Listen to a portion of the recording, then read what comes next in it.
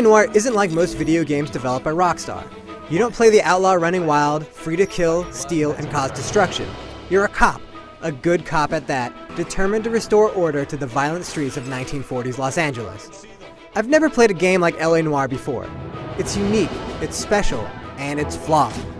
The great pieces don't quite fit together to make the ultimate game of this generation, but it certainly is a fun ride.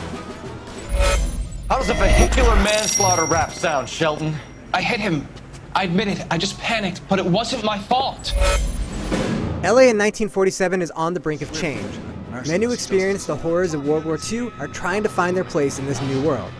This is the most violent year in LA's history, and it's faithfully recreated by Rockstar and developer Team Bondi. You play Cole Phelps, a true blue detective eager to prove himself after surviving World War II. Cole comes onto the force as the incorruptible cop who cares about results, not politics. That's textbook policing, and we need more of it in this department. One of the things that makes LA Noire special is the use of a new motion scan technology which fully captures an actor's face. There's no animation involved. Every grimace, sideways glance, and nervous cough is exactly what the actor did. These are real performances, often by character actors you'll recognize. This is where LA Noire shines. In the end, the interrogations are little more than lengthy dialogue scenes similar to what you'd see in an RPG, but they're captivating. You're lying, Fleetwood. We know that you supplied them. I don't know nothing about no drugs. All I do is my 10 hair flipping burgers. Can you prove any different? This is the core of LA Noire, and that core is very good. Though the story takes a long time to come together and leads to an unsatisfying conclusion, the journey is always interesting. Throw out the guns. LA Noire is divided up into 21 cases spread across 5 desks, from beat cop to homicide and ending with arson. Each desk brings a different partner. Some you can trust, some are real snakes. Best way to get away with murder is to pin it on somebody else. Whichever desk you're on, the method remains the same. You're a detective, so you're going to scour crime scenes searching for clues. You'll pick up items and inspect them, hoping they can provide answers to the crime. And when you question witnesses, you have to think less like a gamer, more like a sleuth. It's not easy. In fact, oftentimes it's an unbelievable challenge to judge the trustworthiness of a witness's statement. It's rarely about what they say. Instead, it's about how they act. After every response, you must choose to believe, doubt, or accuse the suspect of lying.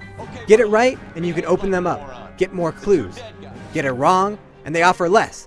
The better you do over the course of a case, the more you'll understand the suspect's motivations. The worse you do, the tougher it is to get at the truth. However, the game won't end based on your conversation choices.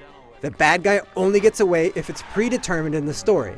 LA Noire isn't all about badgering people. There are plenty of chases, both on foot and in cars, and as you plunge deeper into the story, there are a ton of shootouts.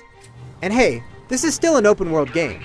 You're free to deviate from a case, explore the faithfully recreated 1947 Los Angeles, and tackle more action-oriented missions.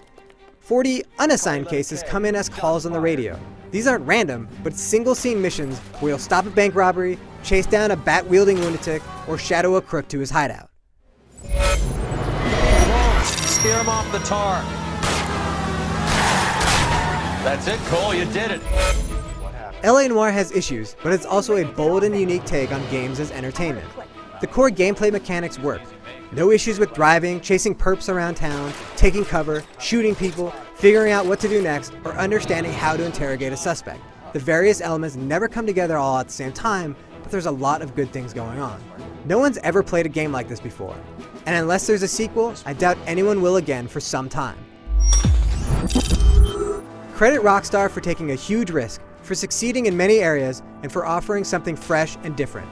For more, head on over to IGN.com.